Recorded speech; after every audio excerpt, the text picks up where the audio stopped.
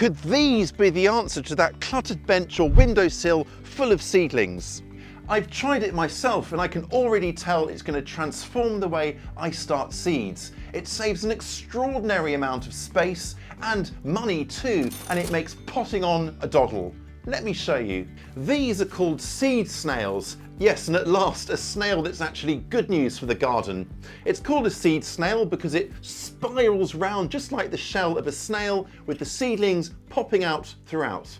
So let's dive straight in and make one, and here comes its first advantage. It does away with the need for the likes of pots, plug trays and seed trays.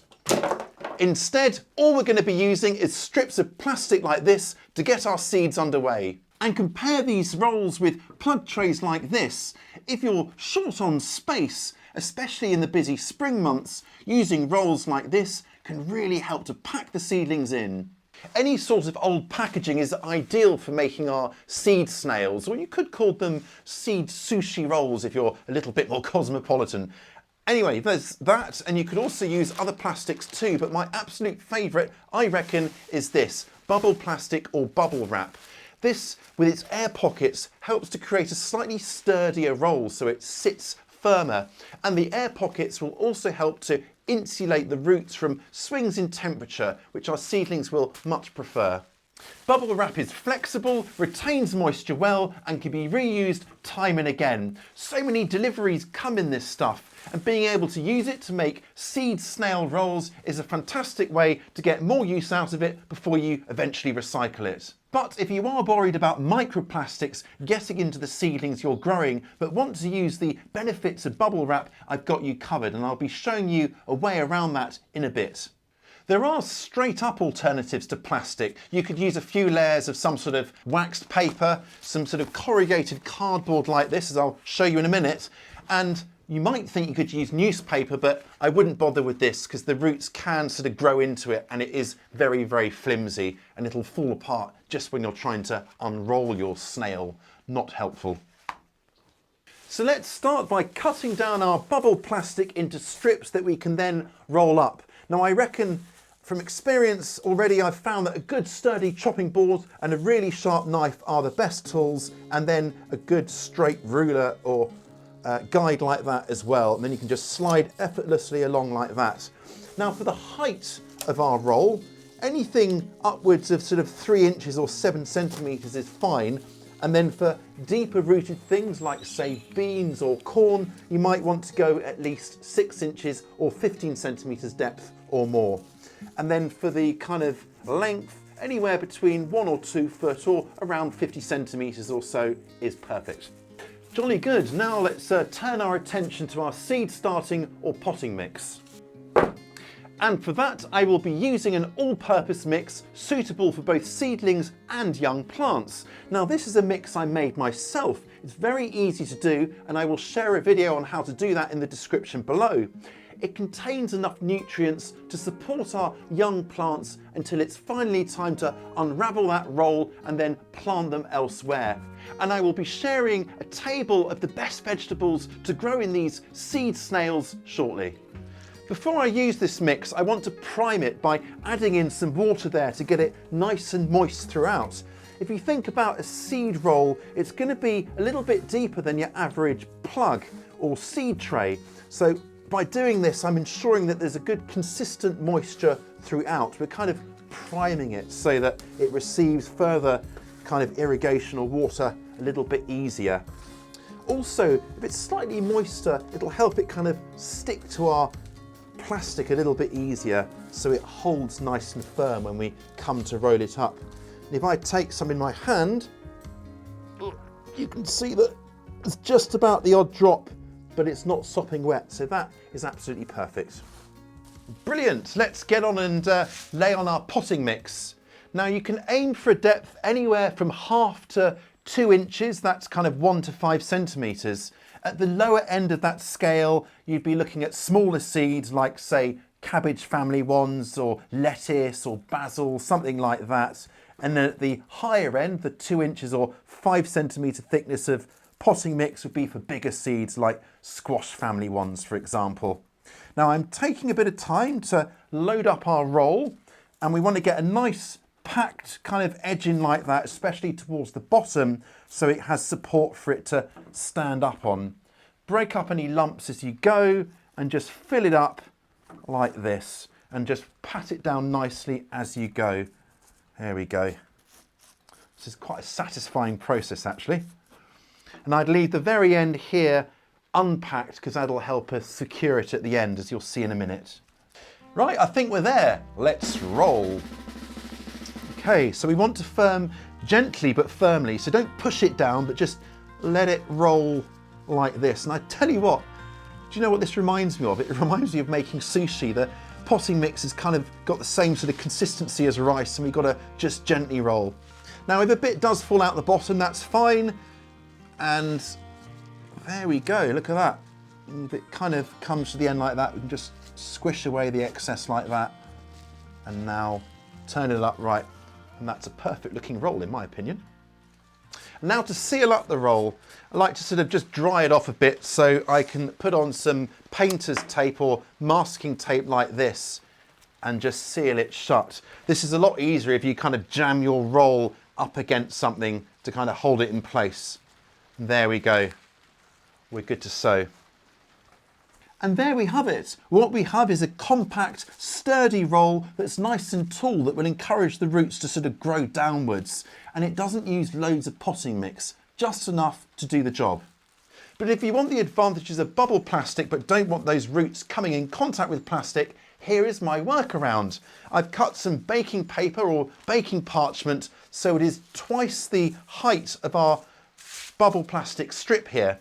That means I can now make a fold along the middle like this and then pop my plastic inside like that, fold it over, and now it's completely contained. And now I can load it up with our potting mix and roll it exactly as before.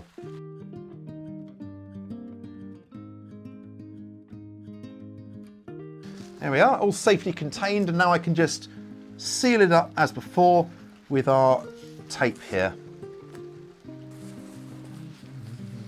Because the plastic here is covered, it'll be really easy to rinse it off at the end of the growing season, dry it off, and then store it somewhere dark, ready to use next growing season. And I love this method because it really elevates the seed snail. It makes it all a bit more natural, so we're not getting any more plastic into our garden. Ha-ha!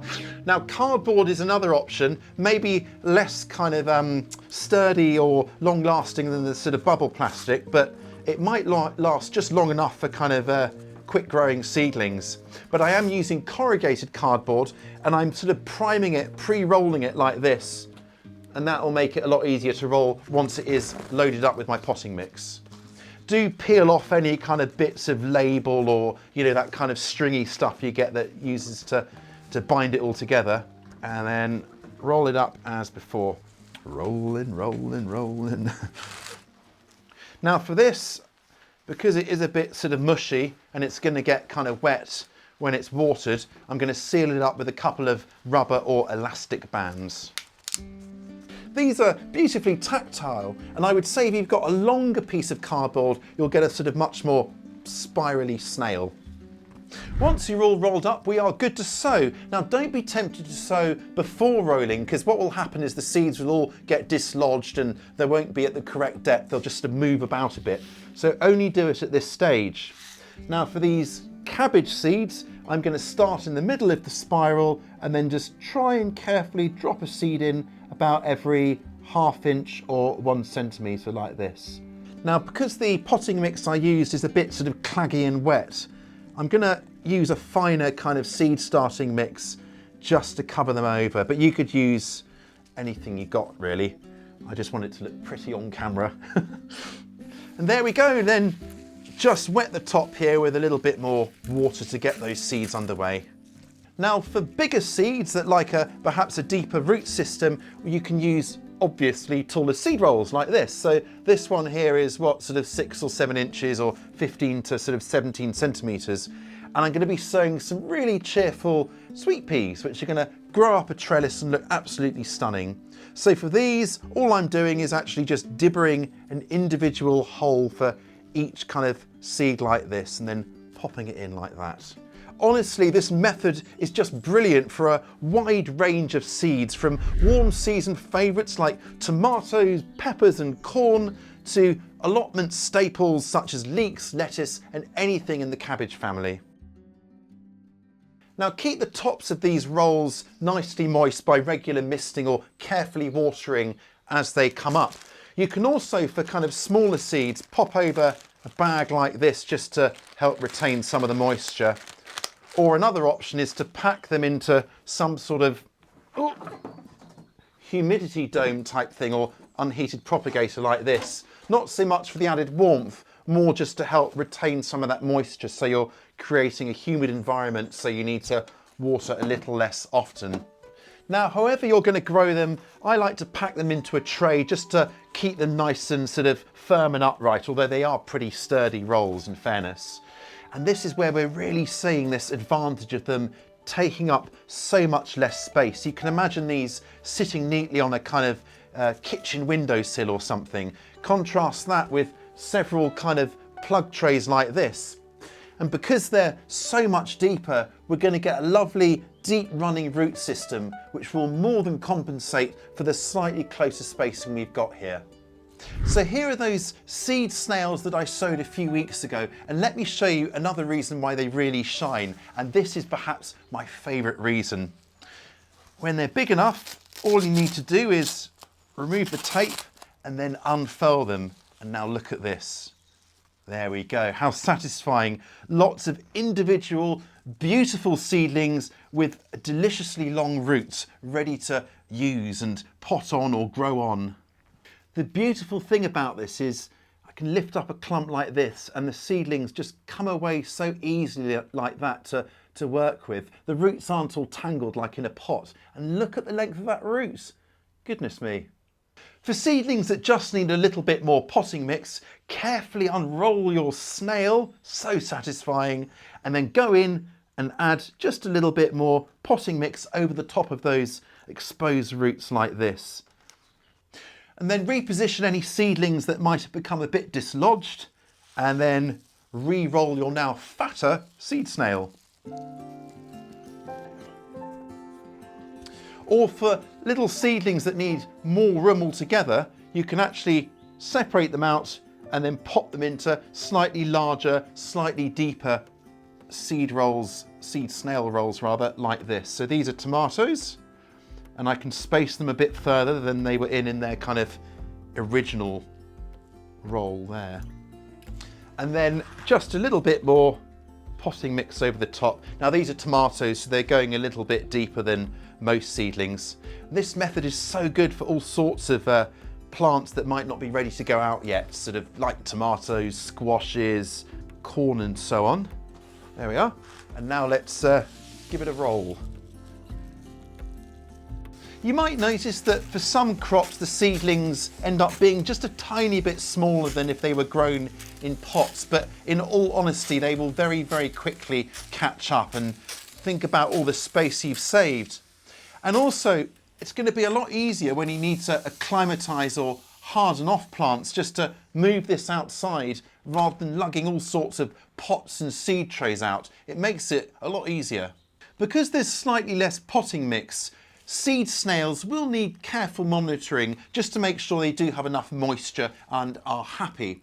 But you'll find that cold season crops, like for example cabbages, onions and leeks and so on, those rolls can be settled into soil outside to grow on down into the soil itself till you are ready to plant, freeing up valuable space inside.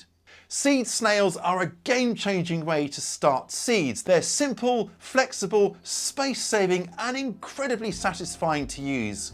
So whether you are short on space or potting mix or just fancy giving something new a try, I would say they are definitely worth a go. Now if you'd like even more encouraging advice, nifty ideas and seasonal inspiration, I warmly invite you to download the abridged version of my book. It's completely free and will even send you regular newsletters full of genuinely helpful tips and motivation to help you make this your best growing season yet. Just head on over here to secure yours, and I will catch you next time.